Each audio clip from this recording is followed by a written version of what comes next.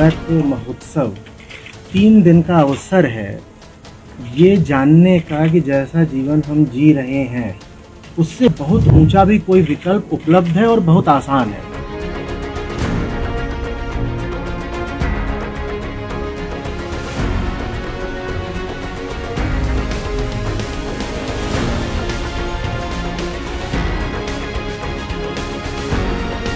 आसपास जो कुछ भी हमें ऐसा दिखाई दे रहा है जो होना नहीं चाहिए पर है, उसको ठीक करने का जो सबसे ऊंचा तरीका है, बल्कि कहिए जो एकमात्र तरीका है, वो अध्यात्म मार्ग है।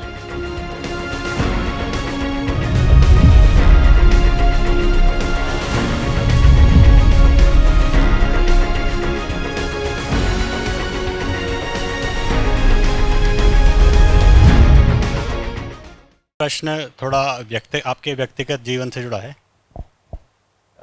बहुत सारे लोगों को शायद ये उत्सुकता होगी, मुझे तो है कि हमने आपको हमेशा सत्र में देखा है और यहाँ पे कैंप में आते हैं, यहाँ पे देखा है, यूट्यूब पर देखा है, लेकिन उसके बाद आप क्या करते हैं?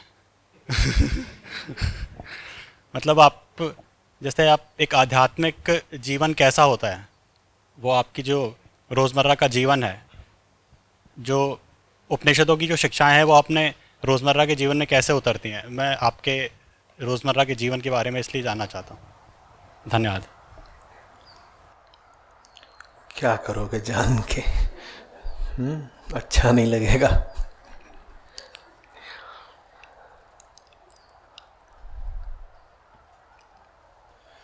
व्यक्तिगत जीवन व्यक्तिगत ज़्यादा कुछ है नहीं, तो उसमें क्या बताऊं तुमको। काम के बाद मेरा जीवन कैसा होता है, काम खत्म होगा तो दूसरा जीवन होगा ना। काम खत्म नहीं होता तो ऐसा कोई व्यक्तिगत जीवन वाकई नहीं है, या है भी तो काम के साथ ही है। जिनके साथ काम है उन्हीं के साथ जीवन बीत रहा है, तो यही जो यहाँ पर हो रहा है यही व्यक्तिगत जीवन है इसमें। और तो मेरे पास ऐसे पूछोगे कि बताइए क्या है, तो मेरे पास बताने के लिए कुछ नहीं है। हाँ, इतना ज़रूर बता सकता हूँ, वही नीति नीति के तौर पर, कि आप आध्यात्मिक जीवन की जो छवियाँ रखते हैं उन छवियों से तो बिल्कुल भी, कम से कम मेरे जीवन का कोई मेल नहीं है। आप सोचते होंगे कि आध्यात्मिक आदमी बैठकर ध्यान कर रहा होता है या शांति से एक जगह बैठा है, पाठ वगैरह कर रहा है, जप रहा है और बड़ा एक वो नियमबद्ध जीवन जी रहा है। इतने बजे उसके सामने खाना आ ही जाता है, खा ही लेता है, फिर सो ही जाता है, फिर उठ ही जाता है, फिर नहाता है, फिर आधा पौन घंटा पूजा आरती में लगाता है, उसके बाद बैठ करके ऐसे देखता है खुला आकाश, ऊंचे पहाड़, और कोई किताब कविता वगैरह लिखता है। मेरे साथ तो वैसा तो कुछ भी नहीं है, इसीलिए मैं थोड़ा सतर्क भी रहता हूँ कि जो लोग जानते नहीं उनको बहुत आसानी से अपने व्यक्तिगत जीवन में झांकने न दूं। इसलिए नहीं कि मेरे पास छुपाने को कुछ है, इसलिए कि तुम्हें अच्छा नहीं लगेगा, हमारी धारणाएं टूटेंगी, तुम परेशान हो जाओगे, तुम कहोगे इसमें वो सब कहाँ है, पूजा पाठ कहाँ है, ध्यान कहाँ है, मौन कहाँ है, शांति कहाँ है। इनके पास तो तनाव ही तनाव है, आधे समय तो ये किसी को डांट रहे होते हैं, ये कौन सा अध्यात्म है। तो तुम्हें पसंद नहीं आएगा, और पहले हो चुका है ऐसा, लोगों को पसंद नहीं आया है, उनकी धारणाएं खंडित होती हैं। वो कहते हैं हम तो कुछ और सोच के आए थे। मैंने कहा था कुछ और सोच के आओ। तुम्हारी सोच तुम्हारे साथ, यहाँ का यथार्थ यहाँ का यथार्थ है।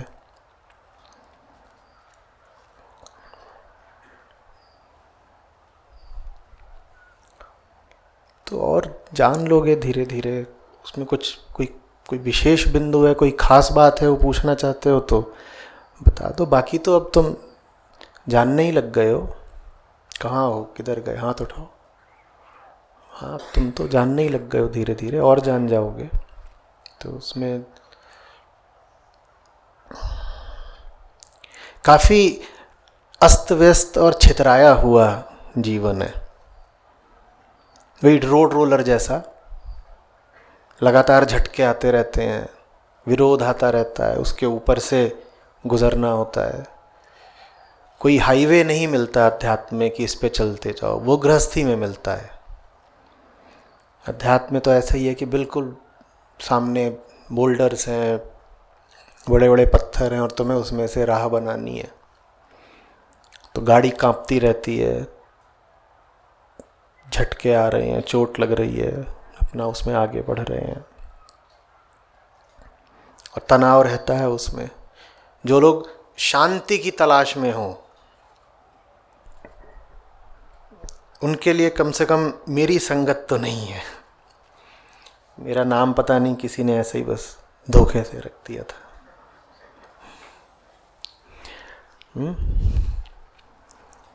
अगर सागर आपके लिए शांति का प्रतीक है तो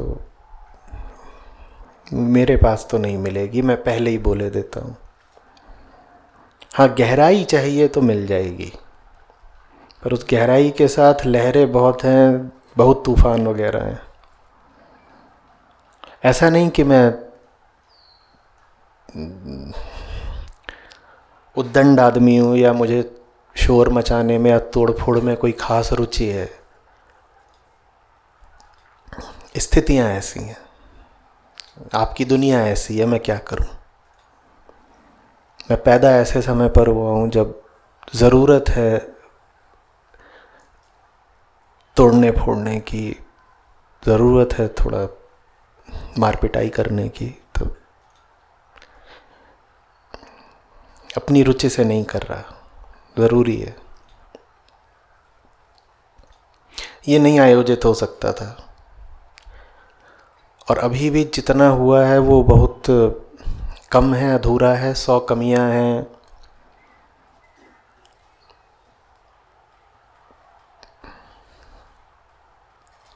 तो आप सबसे प्रार्थना है मेरी, आप मेरे विषय में कोई छवि बनाएं तो वो मेरी जिम्मेदारी नहीं है। बाद में मत कह दीजिएगा कि इन्होंने गड़बड़ कर दी। और आप में से खास तौर पे जो लोग बड़े आध्यात्मिक किस्म के हों, उनसे तो विशेष प्रार्थना है, भाई मैं आपकी तरह वाला आध्यात्मिक आदमी नहीं हूं। मुझे एक ने खाते देख लिया, उनका दिल टूट गया। मेरे जानवरों की तरह खा रहा है, 3 मिनट में सब निपटा दिया, भाग गया, हाथ भी नहीं धोया। मैं ऐसा ही हूँ, मुझे काम है, मैं पहले बैठ के भोग नहीं लगाऊंगा।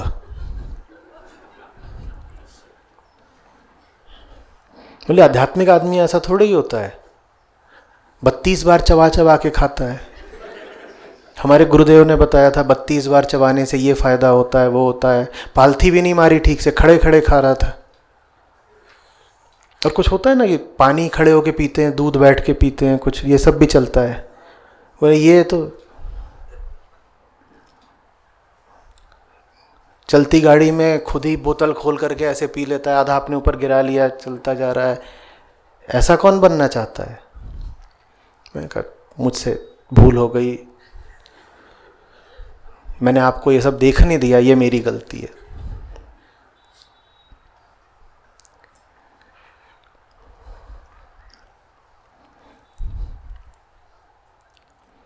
ऐसे ही एक ने पूछा दिन में कितने बार स्नान करना चाहिए?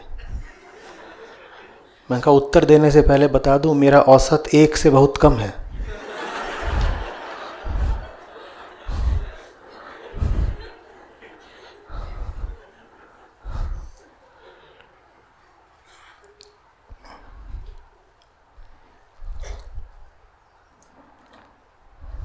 ये सब हो चुका है।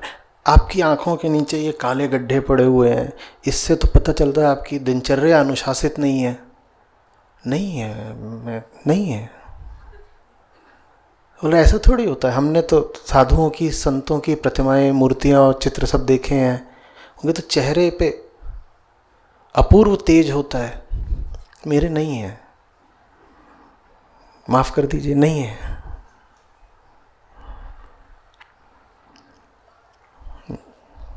जिनके होता है उनके पास सैलून में बैठने का टाइम होगा,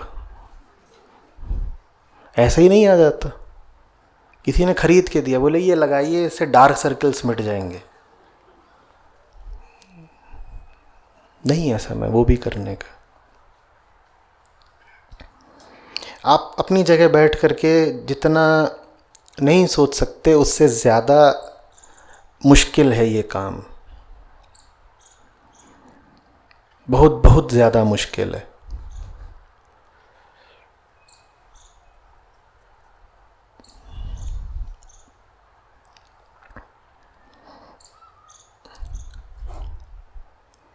जिनके साथ ये काम कर रहा हूँ वो भी इंसान हैं, उनके भी परिवार हैं, उनके ऊपर भी तमाम तरह के दबाव हैं, उन्हें भी खींचा जा रहा है।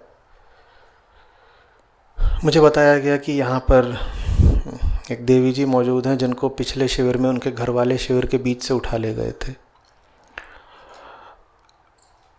उसी तरीके के तनाव, दबाव यहाँ संस्था के जो बाकी लोग आपको दिख रहे हैं उनके ऊपर भी हैं, और उनके साथ मुझे काम करना है, और एक आदमी से 3 आदमियों का काम करवाना है।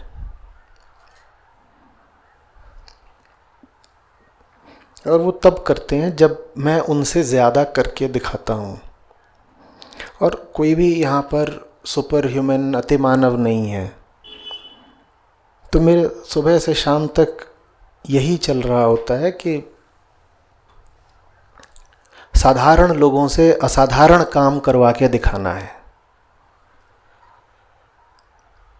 हमारा समाज देखिए ऐसा नहीं है कि उसका जो बेस्ट टैलेंट है उसको वो स्पिरिचुअलिटी की तरफ आने दे, नहीं है ना। मैं कल्पना भी नहीं कर सकता कि आईआईटी या आईआईएम में कोई स्पिरिचुअल फाउंडेशन कैंपस प्लेसमेंट के लिए जाएगी। ये सुनने में ही कितना अजीब लग रहा है ना। The best talent is suppose to go to the best पे मास्टर्स।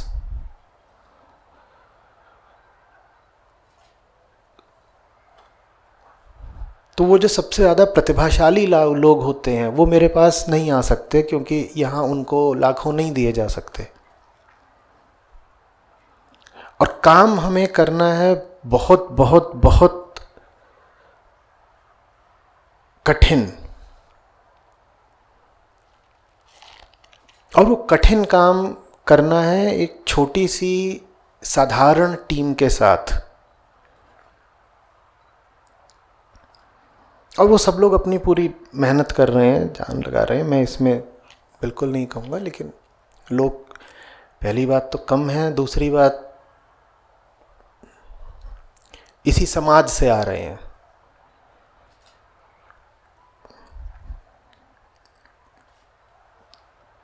आपको तो 3 दिन के लिए यहाँ आने में तकलीफ़ हो जाती है, आपके पति पत्नी, माता पिता आपको परेशान कर डालते हैं, है ना। तो सोचिए जिन घरों की औलादें मेरे पास आके बैठी गई हैं, उन बेचारों के दिलों पर कितने सांप लौटते होंगे। वो तो पानी पी पी के बद्दुआएं देते हैं, बुढ़े ने घर बर्बाद कर दिया हमारा।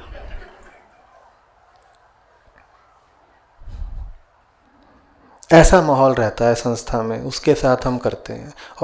और बताता हूँ क्या होता है। आप यहाँ बैठे हो ना, आप ही के लिए सब कुछ हो रहा है, आप ही हमारे मित्र हो, लेकिन आप ही हमारे दुश्मन भी हो। हमें आपसे ही अपनी सुरक्षा भी करनी है, क्योंकि आप हम पर कब वार कर दोगे कुछ पता नहीं है। तो तनाव बहुत रहता है। जो लोग थोड़े व्यवहारिक हैं वो समझ रहे होंगे मैं क्या बोल रहा हूँ। आप यहाँ आए हो, लेकिन आपको निकट बुला के हमने आपको मौका दे दिया है कि आप हम पर हमला कर दो। 300 लोग यहाँ से वापस जाएंगे, वो हमारे विषय में क्या कह देंगे, क्या लिख देंगे, मैं नहीं जानता। तो आपके ही विरुद्ध सुरक्षा भी करनी पड़ती है, वो सुरक्षा भी इन्हीं सबको करनी पड़ती है, मुझे करवानी पड़ती है। यहाँ जो कुछ भी हो रहा है, समझ लीजिए यहाँ का छोटे से छोटा इंतज़ाम भी मेरी आंखों के नीचे से होके गुजरा है, तब हो रहा है। वो जो आपकी कुर्सियों के पीछे नंबर लिखे हुए हैं, वो भी आखिरी क्षण में मैंने लिखवाए हैं। बहुत सारे काम तो मैंने अपने हाथ से करे हैं। आपको लगता होगा ये तो आते हैं और ऊपर वो ड्रोन है और गाड़ी आई और रेड कारपेट है और ये ऐसा, ठीक है, आपको भी पता है ये सब कैसे है। असलियत ये है कि कोई अगर 3 दिन पहले आ जाए यहाँ पे तो पाएगा कि यहाँ घूम रहे हैं, चाहे धूल हटा देते हैं, कुर्सियाँ ऐसे लगा दो, ये कर दो, वो कर दो। ये है व्यक्तिगत जीवन मेरा। आपके लिए कुर्सियाँ लगाता हूँ।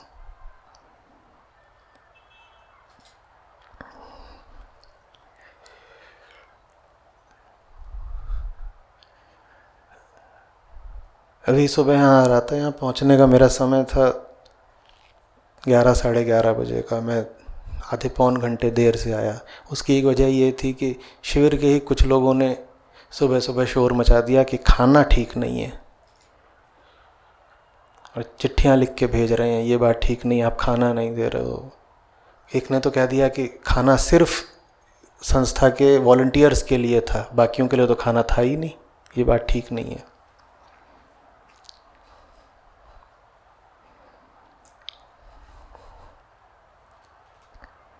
ये है व्यक्तिगत जीवन, इससे हम निपटते रहते हैं। हम सो रहे हैं, कोई आके झंझोड़ के जगाएगा, आचार्य जी देखिए ये ईमेल आ गई, देखिए। और ईमेल में क्या लिखा है?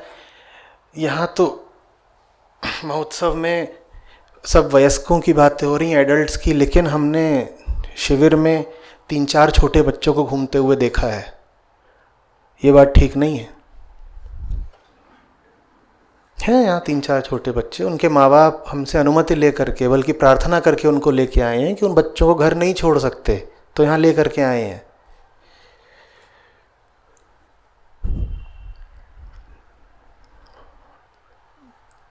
और बातें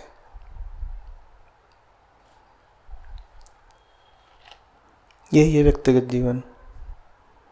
आपके लिए ही काम करना है और आपके ही विरुद्ध संघर्ष है।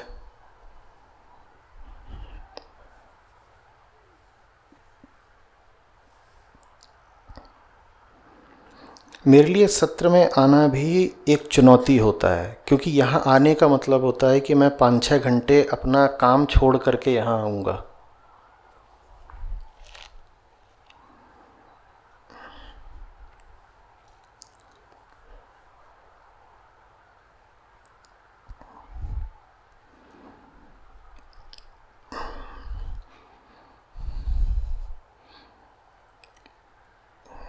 आपने सोच रखा है कि स्पिरिचुअलिटी का तो मतलब होता है कि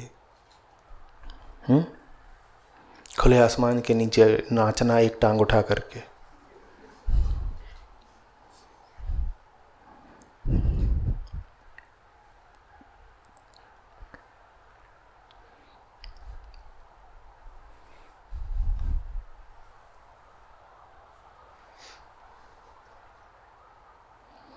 आप बहुत मज़े का जीवन जी रहे हैं, मेरी बात सुन मत लीजिएगा, आप तकलीफ़ों में फंसेंगे।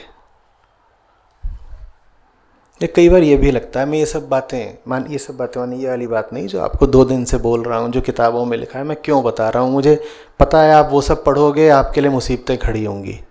आप अभी जैसे भी हो, आपका एक रूटीन ढर्रा चल रहा है जिसमें आपको सुविधा है, कंफर्ट है, ठीक तो चल रहा है ना। बहुत बार लगता है कि मैं क्यों परेशान कर रहा हूँ, सबका ठीक चल रहा है, चलने दो, क्यों उसको छेड़ना। फिर